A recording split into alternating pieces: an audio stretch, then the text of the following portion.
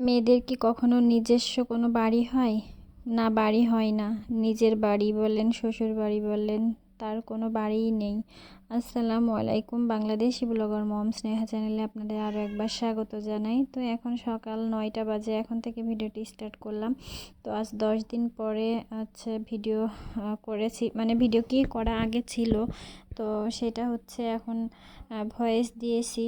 আর আজকে সোমবার, তো বৃষ্টি হয়েছিল রাতে, সারা রাত বৃষ্টি হয়েছিল, যার কারণে উঠানটা অনেক ভিজা। আর ঝাড়ু দিতেও কিন্তু খুব কষ্ট হচ্ছে, ঝাড়ুটাও ভেঙে গিয়েছে, যার কারণে ঝাড়ুটা সরতেছে না।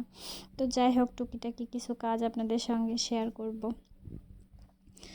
তো আমি শুরু থেকে একটা কথা বলছি যে মেয়েদের আসলে কোনো বাড়ি নেই। স্বামীর বাড়ি বলেন, নিজের বাড়ি বলেন, যতই আমরা বাড়ি বাড়ি করি না কেন, আমাদের নিজস্ব কোনো বাড়ি নাই, কোনো ঘর নাই, কিচ্ছু নাই।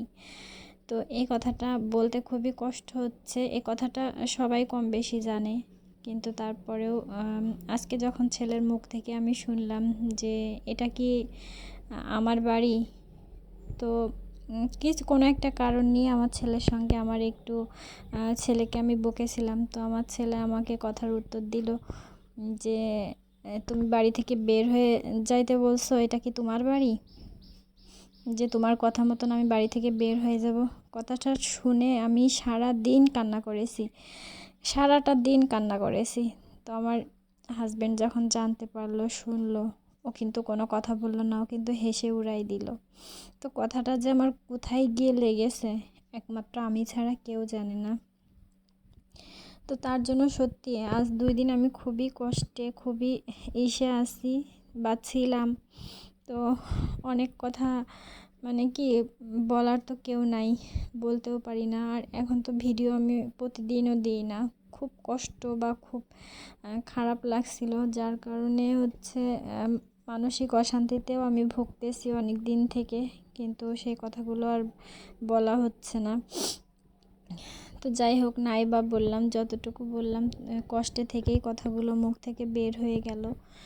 তো যে সকল আপুরা শুরু থেকে আমার ভিডিও দেখেন বা দেখেছেন, তাদেরকে অসংখ্য অসংখ্য ধন্যবাদ। আর যে সকল আপুরা আমার ভিডিওটি এখন দেখবেন বা নতুন আমার চ্যানেলে, তারা প্লিজ আমাকে একটা লাইক, কমেন্ট, শেয়ার করবেন। ভিডিওর কোনো একটা অংশ যদি ভালো লাগে তাহলে আমাকে কমেন্ট করে জানাবেন। একটা মানুষের হয়তো একদিক থেকে কষ্ট থাকে, একদিক থেকে দুঃখ থাকে, আর আমার সব দিক থেকে কষ্ট দুঃখ।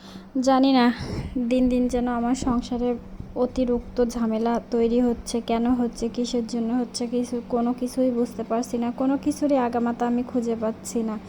তো একটা সময় কাল মনে হচ্ছিল যে আমি সত্যি দুনিয়া ছেড়ে চলে যাই। আমি অবশ্য সেই সব চিন্তাভাবনাও করছিলাম।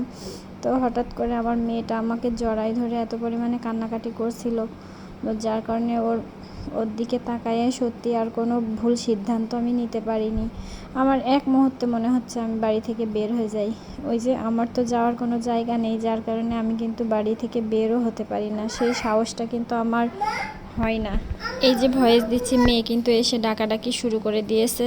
তো কী করব, এইভাবেই আর কি দিন চলে যাচ্ছে। মানে এটা আমি কখনোই ভাবিনি যে আমার ছেলে দিন দিন বড় হবে আর আমাকে এই কথার উত্তরগুলো দেবে। ওই যে কিছু আগের একটা ভিডিওতে বলেছিলাম, কিছু সঙ্গ দোষে হয়তো বাচ্চারা খারাপ হয়ে যায়, কিন্তু এটা যে আমার সঙ্গে হবে আমি কল্পনা করেও ভাবিনি। যে এটা আমি এত ভালোভাবে মানুষ করে, এত ভালো পরিবেশে ওদেরকে রেখে, তারপরেও যে কেন ওরা এরকম হয়ে গেল আমি বুঝি না। তারপরে যদি আমার হাজব্যান্ড একটু ওদেরকে শাসন করতো, বা আমার সঙ্গে যখন ঝামেলা করে, যখন আমার সঙ্গে কথা বলে, তখন যদি ওর বাবা একটু বকা দেয় বা একটু ধমক দেয়, তাহলে হয়তো ভয় পায়। কিন্তু আমার হাজব্যান্ড ওগুলো করে না, উল্টো আমার হাজব্যান্ড আমাকেই বলে যে তোমার দরকার কি এই সমস্ত কথা নিয়ে ঝামেলা করার। আরে ভাই, আমার ছেলে কখন বাসায় আসবে, কখন বাসার থেকে বের হবে, কার সঙ্গে মিশতেছে, এই খবরগুলো তো আমাকেই নিতে হবে। তো আমি এই কথাগুলো আমার হাজব্যান্ডকে আমি বোঝাতে পারি না, আমার হাজব্যান্ডকে আমি বলতে পারি না, যার কারণে আজকে সকালে সে আমার সঙ্গে এই কথা নিয়েই আমাকে এমন পরিমাণে বকা দিয়েছে, এক মুহূর্তে মনে হচ্ছিল আমি বাসা থেকে বের হয়ে যাই। কিন্তু ওই যে আবার পিছু পা হাঁটতে হলো, আমার তো যাওয়ার কোনো জায়গা নেই।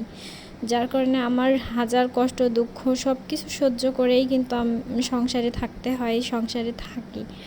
তো একটা মেয়ের কখনো মানে আমার হাজব্যান্ড যাই করুক তাই করুক, কখনো কোনো দিন বলিনি যে এই বাড়িটা তোমার না বা এই বাড়িটা ওর একার।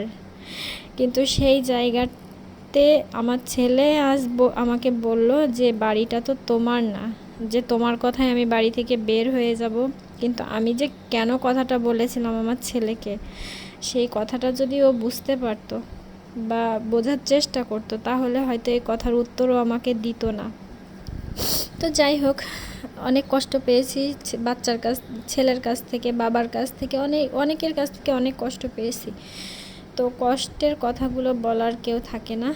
যাই হোক, নাই বা বললাম, আমার পরিবারে এই যে ইউটিউব যতদিন থেকে চালাই ততদিন থেকে আমি মনে করি ইউটিউব আমার পরিবার। তো কিছু কিছু কথা হয়তো আমার মুখ থেকে বের হয়ে যায়, তো যার জন্য সরি। আর নিজের সাংসারিক কিছু কষ্টের কথা আমি আপনাদের সঙ্গে শেয়ার করলাম, তো তার জন্য অনেক দুঃখিত আমি। তো এই যে আমি বাসায় যে মুরগি পেলেছিলাম তার হচ্ছে জবাই দিয়েছিলাম। তো মুরগির মাংস অনেকগুলাই হয়েছে, 5 পিস মুরগির মাংস আমি আলাদা এইভাবে আস্তে আস্তে রেখেছি, আর কিছুটা এই যে ছোট করে কেটে রাখেছি, এগুলো রান্না করব। আর ওই বাকি বড় কয় পিস ওগুলা রেখে দেব। আর 2টা মুরগি আছে, ওই 2টা হচ্ছে রেখে দিয়েছি, সেটা তো ভিডিওর মাঝখানে দেখালাম। তো অনেক দিন পর ভিডিও দিলাম, এইসব কথাবার্তা আসলে অনেকে শুনতে ভালো লাগে না, তবুও বললাম আমার কষ্টের কথাগুলো। তো আমার ভিডিওটা এই পর্যন্তই। সবাই ভালো থাকবেন, সুস্থ থাকবেন, আর আমার জন্য দোয়া করবেন। আল্লাহ হাফেজ।